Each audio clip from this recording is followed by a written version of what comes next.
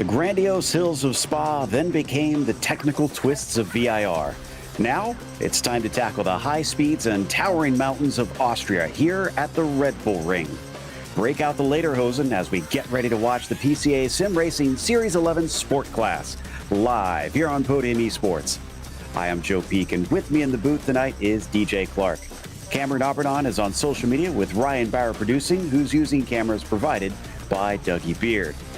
And as we often do, it is time for the winner's circle. Once again, we have two drivers from the last two races we've held here in PCA.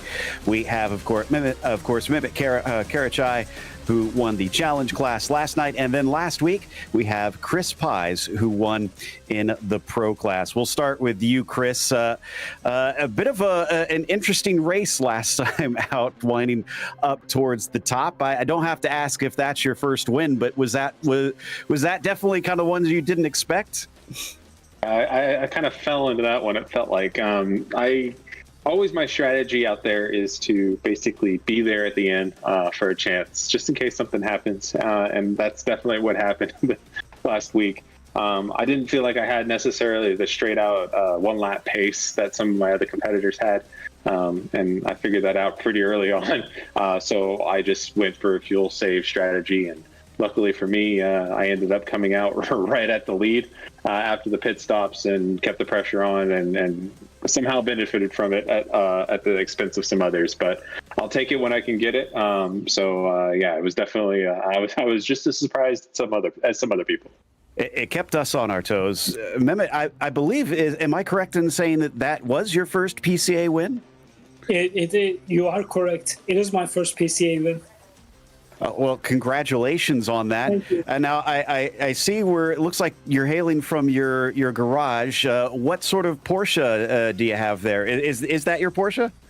It is, actually. It's my beloved 986, and I worked on it quite a bit. So it's, I just didn't buy a car and drive it, right? I worked on it. I actually had to do quite a bit of work, install, built-in shocks and all that stuff. So it's a special car for me. Well, I'm glad that we got to see it. What about you, Chris? What Porsche do you drive? I currently have a 981 GT4, so the first gen of the GT4s that I love dearly. It's a one owner. I ordered it, waited on it painstakingly, and I've been enjoying it for the past 8 years. That's quite some time. Well, Mehmet, what was it feeling like coming up to the win for that race yesterday? Was it nerve-wracking at all, or did you feel pretty calm as you were getting closer and closer? No, it was totally nerve-wracking. It's a very tough track, and it requires a lot of concentration. If in the slightest mistake, you can just go off the limits after spin the car. So, up until the finish line, I was like, okay, just keep on course, just concentrate, look ahead, and bring the car home. Chris, you've had some experience taking wins, but as time has gone by, we've got more and more people here in PCA. Have you found it's getting harder as they bring more and more talent in? Absolutely. The competition is definitely getting fierce, especially up there at the top. I can't run away, let alone even keep up with some of these people anymore. These competitors are fierce, and so I welcome it. It just elevates all the competition amongst the PCA, and I think you can put some of the PCA racers up there with the best iRacing has to offer, and have a pretty good fight there. So it's been wonderful to challenge me to be a better driver. Well, guys, thank you so much for talking to us. Before I let you go, give me one word to describe the emotions of your wins these last races. Mehmet, we'll start with you. Well, it's a great feeling. What can I say? Good to win. What about you, Chris? I'm just shocked and amazed, but I'll take it. That sounds good. Well, thank you again. That was our two winners, Chris Pies for the Pro class and then Mehmet Karachai in the Challenge class. Now it's time to head to the grid, I believe, and we've got Kevin Jokel here starting on the pole for this one. James Martin will be in P2 and Jason Finch will start third. Then it is Ken Eskridge in the fourth position, followed by Rob Neville in P5, and Rex Jarawala will start in fifth. You've got, or sixth, excuse me. Steve Komatz will be P7. Mike Sachs will start in eighth. And then the fifth row sees Nick Whitehill in ninth and Derek Dirksen in 10th. DJ? It's going to be Mark Lacombe lining up in 11th, followed by Jeremy Hall, then Jim Walsh and David Krutzler in row 7. Row 8 is John Gibson and Andrew Elsom, with Charlie Ferrer in 17th and Chris Costas in 18th. Jeffrey Gardner lines up 19th, and Scott Nell will be 20th. 21st goes to Nathan Abuhaka with Randy Lervold in 22nd. Joel Bergeron starts P23. Then it is Mark Frost in 24th, followed by Patrick Gill in the quarter century mark. Ankerberg Zona starts 26th. Jeff Williams will be P27, followed by Ward Crest in 28th and Chad Casey on 29th. And we might have to cycle through here for the rest of our drivers because we are already getting ready to hit the pit entry, and then it is going to be on our way for round 3, event 3 of Series 11. Up at the front, Kevin Jokel will find himself with control up the field, but what kind of start will he see through turn 1, where things narrow up quite a bit at the crest of the hill? Looking for the call from the flag stand. And there it is. Green flag is out for Kevin. James Martin already pulling right up to his quarter panel, trying to put the pressure on. Kevin's going to break late to see if he can hold on to the lead, and he will, almost touching doors for third as we get a spin at the back. Yeah, I'm not sure exactly who that was, but it looks like a couple of big chaos behind us. That spin has absolutely caused a stack up there behind in the rest of the field. And I think that was our pole sitter, actually, that started it. No, Kevin is still out there, but a similarly painted car. I didn't quite make out who it was, but it looks like that's caused a full course caution because of that. No surprise there, as that was quite a mess there, as that car just bounced off the wall on the outside, it seems. Yeah, absolute chaos there at that point. It looked like, I've got to imagine that one car that we saw spinning off there probably caused a little bit of a domino effect in just incident fixation. Drivers looking up the road, seeing that car getting off, and then having problems through the rest of the field and checking themselves up. So that was Finch and Eskridge that started that one. And those were actually the two that I had mentioned were very close to touching one another. I looked away from their battle to those behind them, and the next thing you know, they are actually sort of tripping over one another. And with that barrier coming up close to the edge of the track, they bounced off of it. And from there, it was just an utter mess in behind. Here is the replay, and yeah, almost looks like he kind of forced him off track a little bit there. Yeah, that was a little bit of an over-aggressive move, and my apologies there. I misread that situation. That was not a result of that spinning car that we saw before. And then, Joe, just the high speeds coming out of Niki Lauda here at this point. Everybody kind of checking themselves up and getting into trouble as a result of that. There you see the 356 bouncing back across the track, and that's what really led to the chaos there at that point, just seeing that part of the car coming back like that. So it was Finch on the inside in the purple that you saw. This is the view from Chad Casey on. I'm going to guess that he doesn't make it through here because he's very close behind. You can see all the cars in front. It's going to be difficult to pick out what exactly is happening, as he almost has to come to a stop at the first corner for one thing, and then see some smoke. Oh, wow. Threads the needle. Call that man Moses and part the Red Seas. He got through there absolutely cleanly as can be. That is a lucky break for Chad Casey on.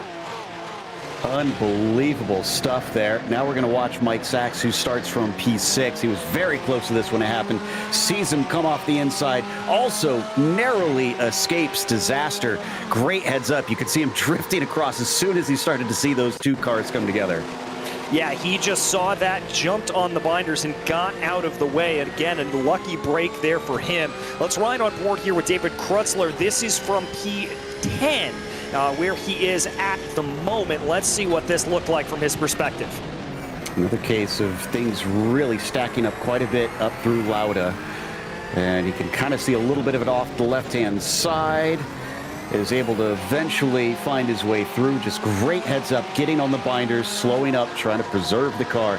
This may be virtual, but this series stresses clean racing so much, DJ. Yeah, it's one of the things that they are most proud of here. And unfortunately, when you come up through corners like Lauda, you're just going to have that kind of incident sometimes take place in front of you. Really no fault there on the drivers necessarily through the rest of the field. It's just what happens sometimes when you're racing in close confines like this. Well, this is the third full course yellow we've had and the third sprint or sport race so far in Series 11. They're not getting the greatest of records so far here in this series, but I'm sure they'll get some more talks from race control and get some instructions, and everybody will try and do their best to improve and see what they can do from here. I almost kind of wonder, because you would think it'd be the challenge class, it'd be the lowest drivers that would have the most frequent full course yellows. They've actually been one of the cleanest. I wonder if this is just a case of drivers getting a little bit of confidence, DJ, and maybe when they move up to sport class, they're not quite as ready as they think. Yeah, that's exactly what I think it is. I think the other part of it is, Joe, is that we've got 43 cars out on the circuit. When you're running 43 Porsches like that, it's a funnel. You're going to come down into a corner like that, and you're going to find yourself running into trouble. Yeah, that's a very good point. To their credit, it is a far bigger class than what they have in Challenge right now. So more cars means more things to hit, unfortunately. It's just the reality of things. But the good news is, for those that are worried, they have a spare car in this series. So basically, if you get damage on your car, you can come back in, get a completely fresh new car, get right back out as if nothing happened. And it does appear that most drivers have elected to hop in and take that. But it has meant that a couple of them have gone a lap down, unfortunately, including Jim Walsh, Andrew Elsom, Ken Eskridge, and Scott Nell. Yeah, a few of them out here at this point. And one of the big news items here for me is it looks like some internet connection issues for your leader, Kevin Yoko. He blinked out there for a second. That's something that's going to be a little bit scary, I think, for a few of these drivers. Take a look here on board the Metropolitan New York region driver of Carl Boccieri, currently in P20 right now. Boccieri up 14 as a result of all of that carnage in front of him. Yep. Boccieri definitely trying to pick him up where he can. Antonio De Silva's up 16 as well. I mean, not too much of a shock that there's a lot of drivers that were able to capitalize on what went down there in that first corner and try and pick up some easy positions here at the start. The lights are still on the pace car, so they're going to go around, it looks like, at least one more time as we check in with David Krutzler as well. Up 4 from where he began here in 10th place. One of the many drivers who are sending us his onboard feed. And I have to say, he has good taste in hair. A little bit of the shaved head club there at that point for Joe and for him.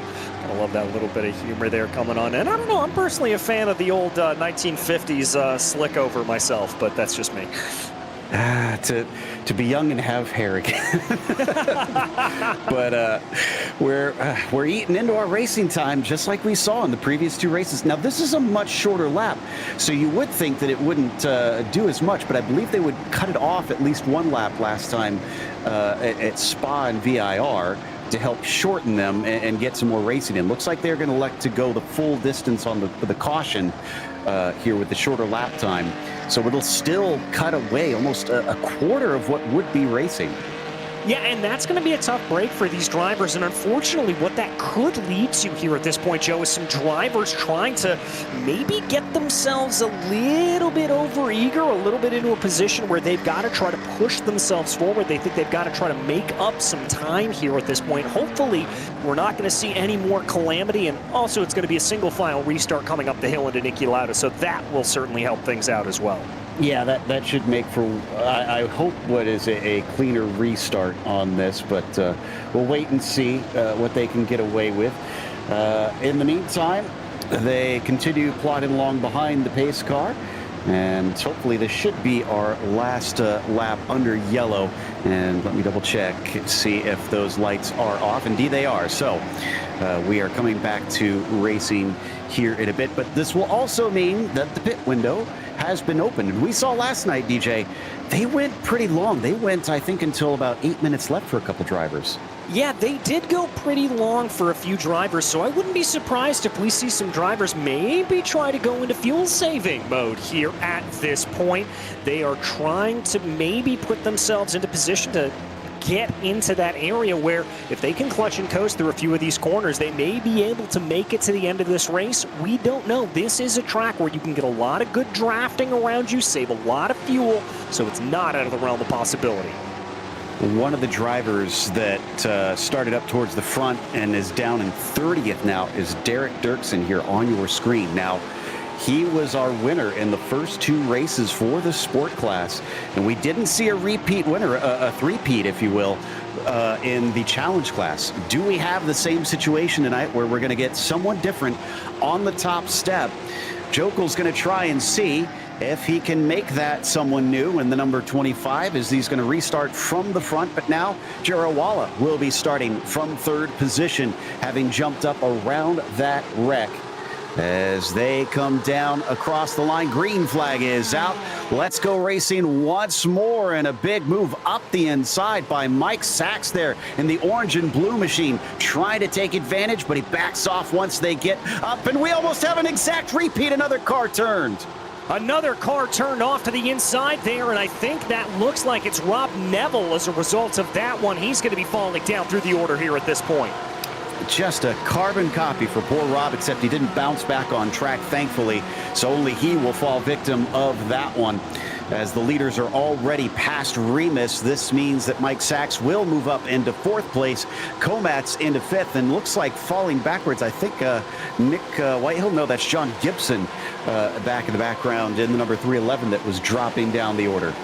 All right, so they're going to be dropping down the order here at this point. Probably a little bit of kerfuffle there going on farther back in the field. We watch the battle for 4th place right now with Sachs moving ahead here at this point, but Komatz under a real pressure from behind.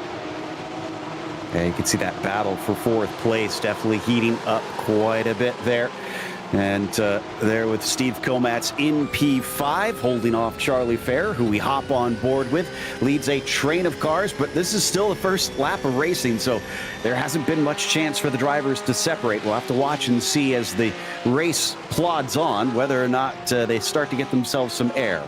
Well, we're going to have to wait and find out exactly how it will space itself out, because despite the fact that this is such a speed circuit, there's so much room to maneuver, there's really only 2 good overtaking opportunities. Oh, a little bit of an attack coming there from behind, as it looks like John Gibson having some internet problems. He's going to blank out there for a second, as it looks like the number 11 machine, Ferrer, took a look on Komatz coming into turn 1. Also, just a note, Sengupta and Preston spun off track on their own on that first lap back, but nobody hit them, thankfully, so they'll carry on as they were. Kevin leading still up at the top in that number 25, but we watch that battle for P12, which suddenly erupts as we got more cars turned around. This time it is John Gibson facing the wrong way. Oh, that's got a hallmark there of a move gone wrong coming up the hill and into route here at the moment. Looks like maybe a little bit of damage there on Williams on the front of that Porsche. He's going to be hopefully be able to hold that back together and get himself back into position. Certainly clumped them up a bit here into Schlossgold for a little bit, but right now we're watching the orange car of Casey-On, who is catching up to Williams. Let's take another look at a replay for John Gibson to see what happens to the 911 machine as he comes off of Lauda, and the incident's going to happen in Remus. He's already blinking a lot, which probably did not help things. No, it certainly did not. He probably blinked out there, maybe just a little bit of an issue, and tried to get out of the way as much as possible. Not entirely sure. Don't want to speculate there on that to be able to do that. But, Joe, we have got a raft of penalties coming on down from race control. Yeah. looks like, even race control is giving some warnings verbally to some drivers. It's just a straight black flag heading to some of them. And that might actually be due to some connection issues, because I've seen a couple cars blinking, so that might be why they're letting them know that they've got issues. As we get a battle for 8th position in the meantime, Abu Haka ahead of Gardner, coming up to the braking for Remus once again. Last time we watched a battle into there, it went very wrong for at least one of the drivers. They're going to stay out of each other this time, though.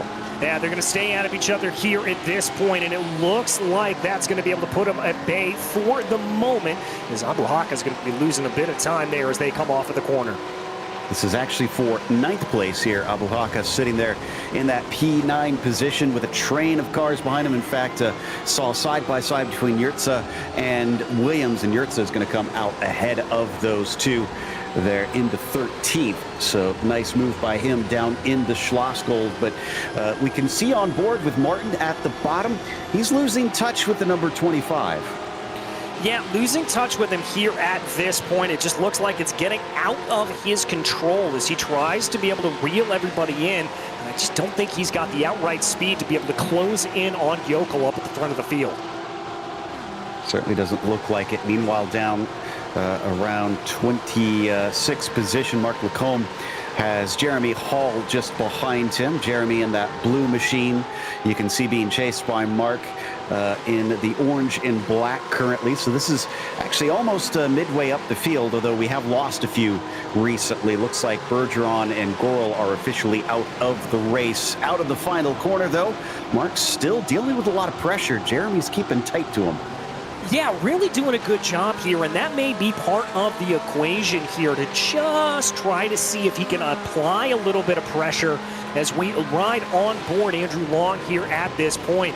Looks like Boccieri not going to be able to get the run, but takes a slightly wider line, trying to maximize speed at corner exit. That's a good run there for Boccieri. Could set him up coming down the hill. Yep, Carl's car is hard to miss in the mirrors with that interesting paint, but don't think he's close enough yet to Andrew, who's going to keep ahead down under braking. Now, we saw last time, this is fixed setup like we had with the challenge class, DJ. And last night, there was a lot of cars that spun at Schlossgold. So far, we haven't seen any, but it's still early days. Let's hope that we don't get a repeat of last night on that. Yeah, let's hope we don't as well. And a lot of drivers there just trying to carry a little bit too much speed. But let's give some credit here to Boccieri, up 18 on the day. That is tied for our biggest mover with Peter Yurksa. Also, if I'm not mistaken, he moved his camera. I'm pretty sure it was on the other side of him. Yeah, he did. He 100% did. Yeah, I swear I remembered a different angle for Carl, but giving us a little bit of his perspective here as he comes off the final corner and up towards the hill, rising at the main straight in front of him. Looks like Andrew Long doesn't have to defend anymore. He's on the attack of Jeff Williams coming up into Lauda. It's not easy to make passes here, though, and he's going to be given space. Williams will fend him off, though. Yeah, and I've got to say there for Andrew Long, that's biting off a little bit more than you could chew, because here comes Boccieri on the attack right now. It's just not a good idea to go too wide through Lauda. You're going to compromise your run up the hill into Remus. As there we see Boccieri looking for the crossover, not able to get it. He's going to have to check his momentum. That was a good defense there by Andrew Long. And just behind them, actually, Antonio De Silva got spun by contact. I'm not sure who made the touch to the back of his car, but it completely turned him around at Remus. Boccieri almost has a bit of contact himself, as Will Munguia also gets very, very close. That's Munguia actually in the purple car here in the replay, but we are watching to see what happens to De Silva. Is that the 74 I saw? Yeah, that's Craig Smith, I think. Yeah, the 24 just getting a little bit of a how you doing there from behind. More damage for Dirksen we're hearing as a result of that, as he was the car that ran into him at the end, that sounds like. And he was trying to pull off to the inside. He could see it at the last moment, but the 505 is looking less and less likely to take the win. Now, I don't think it was too much damage from what we saw at the end of that shot there, but I think it's still not going to help him, as Mike Sachs now is chasing for a potential podium. Jarawala in the number 38 is having to go slightly defensive up the hill into Remus. Yep, he's going to have to go a little bit defensive here at this point. Girawala looking for that area to overtake, and that was a good defense there from Martin. Parked the car at the apex, forced Girawala to not get onto the throttle nearly as early as he wanted to, and that's going to set up a run here for this point that Martin's going to be able to breathe a little bit easier. I gotta say, Rex's paint scheme, the placement of that flag makes it feel like those sort of American flag Speedos is being put onto that car. A little bit. Well, he's maybe trying to distract the drivers behind him a little bit as right now Mike Sachs is still sticking to that rear bumper pretty closely. In fact, he got a good run coming out of Verts, but up into Rent. Again, it's not usually a place where you see passes and not a wise place to attempt it. Still a defense from Rex coming into that turn.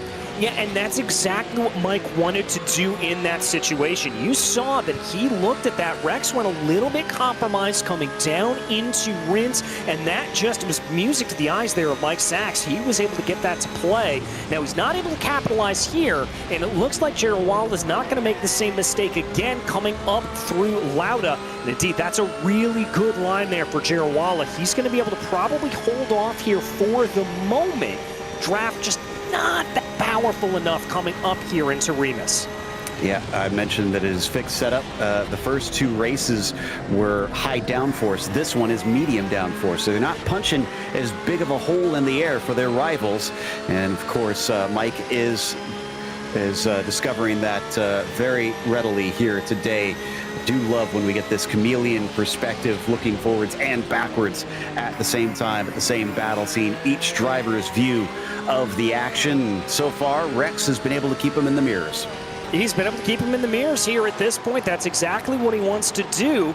But once again, Rex driving a little bit too defensive here for my liking. That was a little bit over to the driver's left coming into Power Horse. And I think for Mike Sachs, he knows he's into the head here of Girawala. So he doesn't have to go full attack here. He knows that he has taken up space in Girawala's head, and he's just waiting for a mistake to happen. And he is getting in his head. Look at how much he's defending coming into Rent. Again, I wouldn't really think you need to defend going into there, but he keeps doing it lap after lap. Now, he hasn't lost the spot, but I think eventually that could come back to bite him. Yeah, and what's interesting is he's not doing it really into the high overtaking opportunities that we normally see. Also got a battle here back for 18th position as Mungia and Craig Smith trying to duke it out a little bit as they run. And we've got a tanker down into pit lane. That is going to be the 907 of Mungia coming down in. Indeed. So he heads to pit lane, and he's going to be followed in actually by Derek Dirksen, who attacks the cones much, much more. In fact, I wouldn't be surprised if Will loses a bit on this pit stop, considering how much slower he entered the pits compared to his rival. Well, this is a very tricky pit entry here at the Red Bull Ring. It's very easy to carry a little bit too much speed and pick up one of those penalties from iRacing as you cross over the line. So I think there for Will, he was just taking discretion as the better part of valor. But for him, it looks like he is going to be trying to get out as quickly as he can. Yeah, so that was a penalty that he was serving Will in and out. Yeah, he didn't stop in his pit stall. But still very trepidatious into there as that was an attempt. Can he catch it? Mike Sachs tries. The tail wags back and forth, and he keeps it pointed forward. But now Steve Komatz has the momentum. He's going to breeze on past. So will Charlie Fair. What was a hope for one position became a failure to keep two. But let's give some credit here to Mike Sachs. We have talked so many times over the course of these PCA broadcasts about how difficult it is to control one of these 992 varieties when the rear end starts to break away. The fact he was able to hold on to it here, absolutely remarkable. A little bit aggressive, little bit defensive there. I don't know how to call that one. I mean, to be fair to Rex, I don't think he had the overlap coming into the corner. So for him to shut the door, I'd say was fair. Just like you said, aggressive, but fair. Yeah, I think that's right. I think that's the right call. But look at this. Sachs now up to his eyeballs in attack and defense right now, trying to get that position back from Ferrer. But he's got to watch out because Nick Whitehill is right behind him. And the other orange and blue car there, that was Ferrer, that was all over the back of Komatz as well. Might get another bite if he tries to send it down into Schlossgold here, but he chooses to stay on the racing line instead, although he gets into the back of Komatz, who gets turned around, checking up. Sachs is going to get both the spots right back, a lot easier than he expected. Oh, just a little bit too much aggression and a little bit too much defensive driving. We talked about that strategy of parking the car at the apex. I think that was a little bit too much of a park. I'd say the phrase for Mike tonight is easy come, easy go. It's just it's changed so easily for him, and we're going to take another look at it. And I mean, Komatz looks like he did not accelerate as quickly as the Levin anticipated, but that's the car behind's responsibility. Yeah, it very much is. It is on that rear car to be able to check up in front, to be able to call that, and it does look like Charlie Ferrer is going to be down into pit lane. Yeah, there you can see it. Got off of the brakes a little bit late. I think was worried about carrying a little bit too much minimum apex speed, and maybe a little bit of anger coming out there in those after moments. Yeah, they hit each other multiple times. I don't think that the secondary hits were intentional, but they had trouble getting away from one another. Ferrer is indeed in pit lane. Now, that's not for any black flag, but we'll see if he nets that one as we come back to Krutzler, who is still chasing on Mike Sachs. In fact, looking quite close coming up through Remus. Let's not forget, we're definitely well into the pit window at this stage, and as we've seen from Ferrer, there are at least a chance for some drivers to pit in. Yeah, there certainly are, as we do check in on this battle. Krutzler, Whitehill, the one that I'm surprised hasn't been able to take more out of this battle in front of him as we ride on board with him now. I would have thought he would have been absolutely lapping up the positions, but just taking this a little bit calm and consistent here as he runs. We ride on board with him there on the bottom of your screen. I mean, the way the sport class races have been going, if I'm Whitehill, I'm thinking this is going to come my way eventually if I stay patient, because that's now twice that he's seen wrecks in front of him, one with Mike Sachs and the other with Ferrer and Komatz. So depending on what kind of mood Krutzler is in, he could have a third. Yeah, he very well could. We'll just have to see what exactly is going to play out in terms of these battles in front of him. Looks like nobody in that top group's going to come down into pit lane at the moment, though. They're all going to stay out. As I've got to imagine now, Joe, that we're probably going to be seeing the majority of these pit stops around 10 to 7 minutes to go. Yeah, somewhere in that range, no doubt. And then the drivers do need to do some math here because they'll need to take less fuel, and that could make the difference on who finishes where, or, you know, who even wins this race. Because if you spend the extra time refueling like it's the normal race distance, then you're going to be left in the dust. Well, we have to remember that in one of the newer updates that iRacing gave, they did give that auto fuel option that iRacing will actually calculate that out for you. It's now. true. That is going to give you normally a lap margin on either side just to make sure. More aggressive drivers may choose to opt to choose their own pit stop strategy, try to game the system a little bit, maybe trying to, run out of fuel right as you cross the line. Also an update. It looks like race control agreed. Ferrer was given the black flag for that incident, so he'll have to go and serve that one. In the meantime, Finch, who started on the second row, is still down in 23rd, but he's sizing up John Gibson, who also started a little bit farther up the order and had a little bit of an issue earlier today. So both of them are on the fight back through the order, but Finch maybe will still have a little bit more speed than the 911 here. Yeah, and this is one of the areas where if you are Jason Finch, you've got to be very, very careful. You are used to driving and passing drivers that are going to be up at that speed level towards the pointy end of the field. And this is no shade on John Gibson whatsoever. It's just a different driver and a different way to approach it. Very aggressive line there for Finch coming down through the infield section, really trying to attack. He's going to go side by side into Rent in a blink there. Oh, that's got to be scary if you're Jason Finch. That was the absolute worst moment it could have happened. Thankfully, they did not make contact. Meanwhile, we've jumped over to the battle for fourth place, where it is still Mike Sachs. And though he's been in this fourth spot, he's kind of been adventures all around with that fourth position. He's still defending on Krutzler, who's getting within about a car length down into the braking zones, but can't get the overlap yet. Yeah, I just can't quite get that to play here at this point. And once again, I got to give credit to Nick Whitehill. Patience, calmness, they're behind from that 311, doing a great job of just letting this race come to him. As they work their way through this 1, 2, 3 in a line that is 4th, 5th, and 6th position here. Still haven't seen a pit stop from any of the 3 of them, though. So will we see either of the cars duck in? Will any of them elect to try and use this lap? No, all 3 are going to carry on as we ride on board on the bottom there with Whitehill still chasing, and they'll complete lap 16. They're going to complete lap 16 here at this point. Still 11 and a half minutes left to go. Don't ask me how many laps that's going to be. My brain does not count that high, so we're going to have to try to figure that out here. But again, looking at those pit stops, probably within a lap to 2 to 3 laps time. I was trying to see if I could figure out who our highest pitter who's done with their stops is. And it might be Patrick Gill. I'm not entirely sure. Jeremy Hall had a 45-second pit stop. I'm assuming under the pit stop or under the caution flag, but that was 13 laps ago, and he definitely wouldn't be able to make it from there. So it looks like Finch got by Gibson, as we saw on our screen.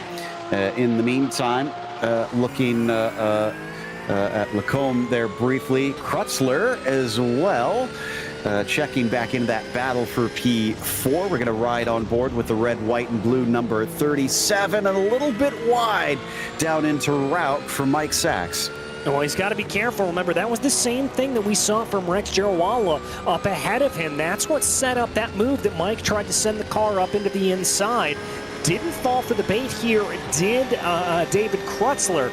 He's going to hold on here at this point. Both good lines coming down into ramp. A little bit closer to the apex was the 37. Nobody coming down into pit lane. Still, they will pass on. Like we said, 8 minutes left was the longest we saw drivers in a normal race. But this has been extended quite a bit with that single caution that we've had. So there have been very few cars that have pitted in, although I do see one heading our way. I think that was Jim Walsh, but he's a lap down currently. Yeah, lap down here at this point. Jim's probably going to do the sportsman thing here, head out of the way of this battle. And that is indeed what happened there at that point. But now it looks like Whitehill's the one that could be in the catbird seat as they charge up the hill. Chad Caseon, though, right now going to be charging down on Jeffrey Gardner. That gap only about 2.5 seconds. Caseon up 19 positions here. He has just been picking them off bit by bit.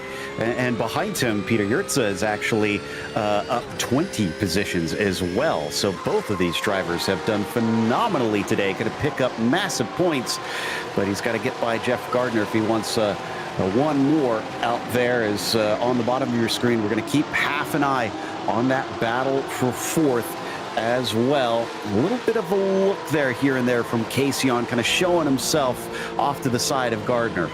Yeah, trying to scare him there a little bit. Going into route, and it worked a charm as Gardner just not able to get the power down coming through the corner. Now they're going to come down into Power Horse, and that is move there to Chad Caseon. Well done for the driver of the number 379.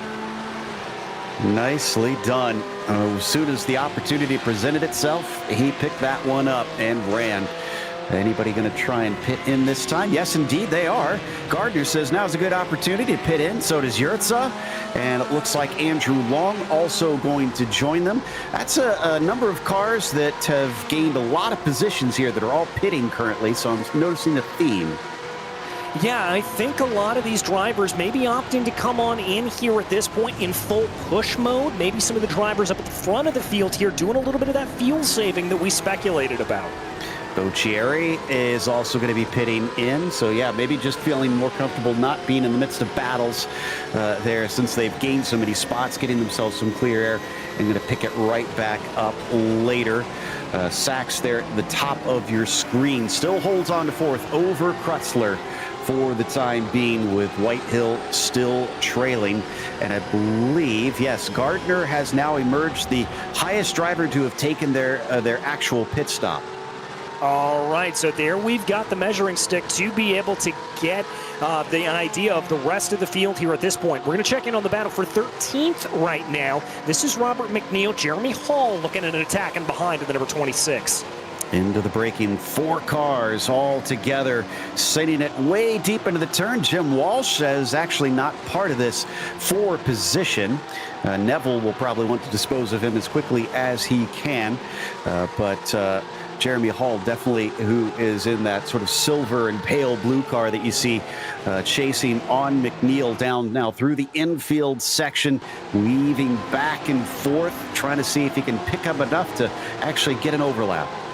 All right, let's see if he's able to do it here at this point. Doesn't look like he's quite got it at the moment, but he's still going to keep that pressure on, and that's crucial. Just keep up that pressure. 2 more takers down into pit lane. Nick Whitehill, Chad Casey and Rob Neville going to be the 3rd of that mix. By the way, the first to blink in that battle for 4th is Whitehill. He's pitted in, while the other 2 of Sachs and Krutzler have carried on. So keep an eye on him, because he could definitely jump them if they start to fight out there. They're both going to have to push now that the number 311 has finished his stop and is emerging. Oh, actually, no. Nick had a long pit stop. Holy cow. It was 17 seconds. Very long. Oh, my goodness gracious. That is a very, very long stop, and that's going to put him well back through the order. Also, McNeil overtaken by Walsh. Is that what I'm seeing correctly? Walsh, I guess, trying to it felt like he was faster. So since he was put back, I think, as being part of that early wreck, he's maybe just trying to make the best race he can. And other drivers don't really feel like defending. In the meantime, Mike Sachs is pitting, so he is responding. Now, the good news is, as long as he has a regular stop, he's under no threat from Whitehill. All right, under no threat here at this point. That's going to be good news for him as he continues to try to go. But let's see. Remember, he was in that battle with Krutzler, and that's going to be the big battle that I think they're going to try to figure out. Buhaka also pits in the 958. We're seeing more and more of the front runners stop in, take fuel. Very quick stops because of the extra caution flag. Normally they're about 7 to 8 seconds. They're down to 5 seconds for some of the drivers, including Mike Sachs, who has a clean one and has returned to the track. All right, he has returned here at this point. Going to come back out onto the circuit. Let's see what they're able to get going here. That's a good stop for Sachs, as he will be back out, as you said, into 7th spot. And Lacombe pits on our screen as Derek Dirksen carries on. Now, Derek has been to the pits about 9 laps ago. Now, did he serve a black flag of some sort, or was that legitimate? Leader, in the meantime, is pitting. We haven't talked about Kevin much. That 25 basically kind of ran away and has been making himself what is a mercifully quiet race. Yeah, I mean, he's got to be pretty happy about that, to be able to get himself into that position and not have to worry about any of the chaos that we've seen going on behind. And to tell you the lead that he's gotten, James Martin is just now going by on the front stretch to inherit the lead. He'll give that back once he pits in, and Kevin will only fall to what looks like 4th with his pit stop. So yeah, he has put in the work, and it's going to pay off handsomely come the end of the race if he can just last about 3 more minutes. Yeah, just about 3 more minutes at this point. Let's see if he's able to do it. My big question here, though, is we've still got 3 drivers up at the front of the field in the form of Martin, Girawala, and Krutzler, who have yet to pit. Are they going to be able to stretch this for 3.5 minutes? It's going to be a big if. I mean, if they can, it could be a race-winning move. It'll be tight, and Kevin Jokel is, let's see, he's about 9 seconds behind the leader. So even with 3 minutes left, if you're having to do mega saving, you could still wind up losing on that one. Let's listen in with Martin.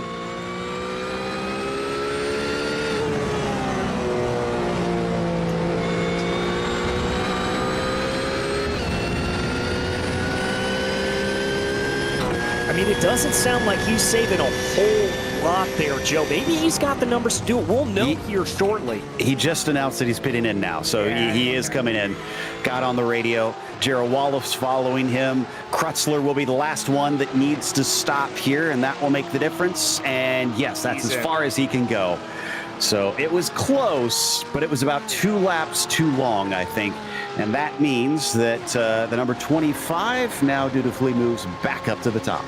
All right, that's going to put him into position. And now the question is going to be where is Mike Sachs going to come out in regards to David Krutzler? Remember, we anticipate here Martin and Jarawala should be able to be out in clean air where they were, no problem. They're out and on their way. Krutzler and Sachs is going to be the real question. I think Martin should be back. Yeah, he's back out in second, but Jarrell Wallace, he was close to him, but he had a bad pit exit. He actually almost hit the wall on his way out. And here comes Mike Sachs just beyond Krutzler by the smallest of margins. Oh, this could be shaping up to a battle to the end, though. Sachs will have a little bit warmer tires. Krutzler being stationary down in pit lane for a while there. But let's see how this pans out. Wonder if, I'm not sure if we'll have time to get a replay on board Rex coming out of pit lane, but he looked very close to sort of running into that Armco on the left-hand side out of the pits as he was trying to push, and that may have cost him a chance at a fight for second here. But it is still Kevin Jokel up at the front, and it should be white flag this time by. Yes, indeed. The 25 coming around the last 2 corners now.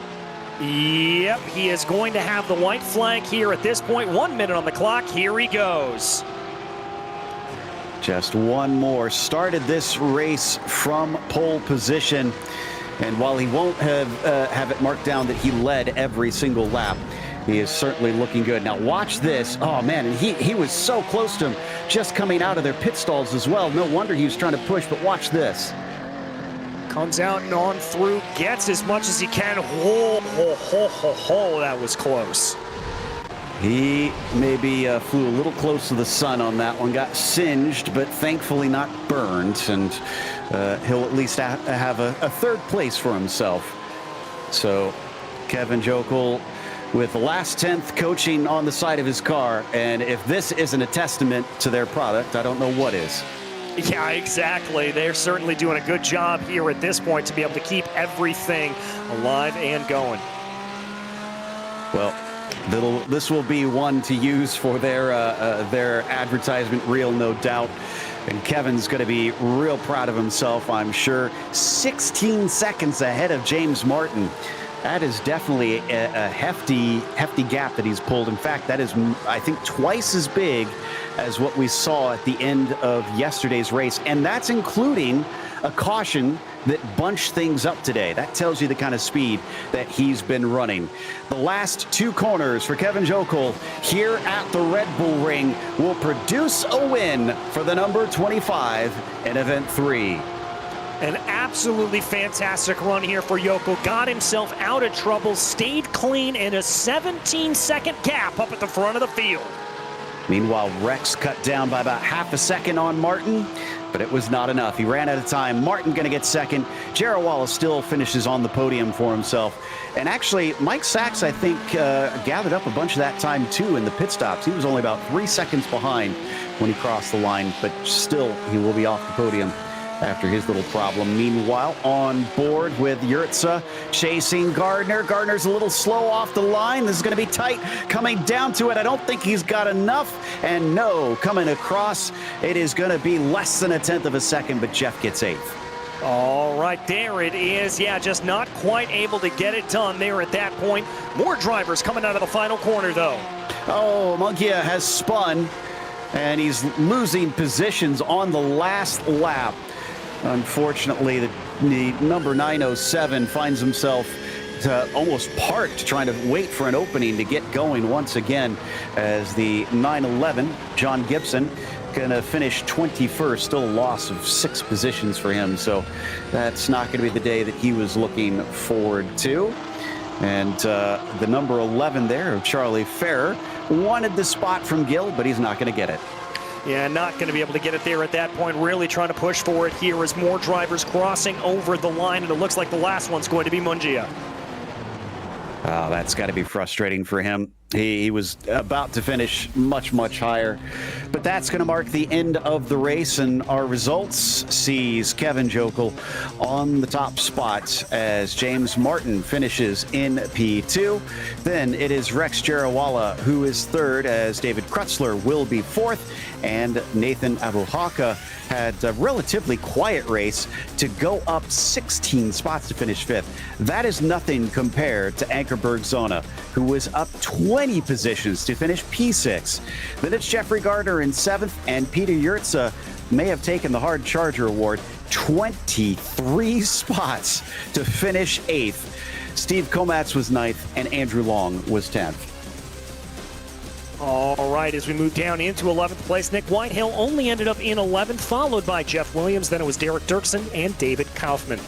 Carl Buccieri rounded out your top 15 as John Casion was 16th, Rob Neville 17th, Robert McNeil 18th, Jason Finch and John Gibson rounding out your top 20. 21st goes to Kevin Haman with Mark Frost in 22nd. Then it's Mike Sachs, P23. In fact, Sachs must have had too many incidents or something. That or a slowdown, because he finished much higher than that. Interesting. Yeah, so he must have had a penalty that he did not serve in time. Greg Bluen was 24th, and Mark Lacombe 25th. Then it was Jeremy Hall, P26. Patrick Gill finishes 27th today. Charlie Fair just behind him, as we saw at the end, tried to get a spot, didn't get it. He was 28th. De Silva 29th, and James Legault was 30th. 31st was Will Mungia there. Then it was Craig Smith, the first driver, a lap down. Saurabh Sangopata was 33rd, followed by Jim Walt and Christopher Costas. Scott Nell was 2 laps down, followed by Andrew Elsom, Randy Lervold, Stephen Danley, and Ken Eskridge rounding out your top 40. The last 3 drivers to finish, Ward Preston, Gregory Gorel, and Joel Bergeron. Sounds like there's going to be some work, unfortunately, for race control after the race. But regardless, we got some entertainment tonight, and we definitely saw some good racing out there. And we'll get even more good racing coming up next Wednesday, because we'll be back with the club class February 7th at the same time, 9 p.m. Eastern. A big thank you goes to the steering committee at PCA Sim Racing, and a huge thanks to those behind the scenes at Podium Esports, Rachel and Ryan Bauer. Also, thanks to our team tonight, DJ, Cameron, and Dougie. Thank you so much for watching tonight's broadcast of PCA Sim Racing. I'm Joe Peak, and I'll see you on the track.